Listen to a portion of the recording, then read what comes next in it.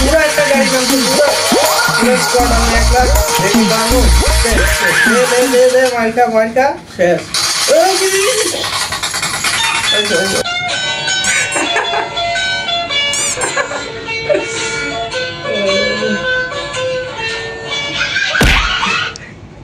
A few moments later.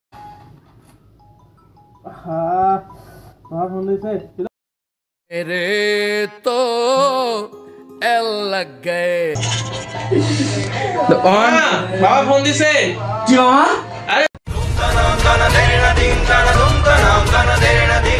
Baba phone दिसे आय हाय रे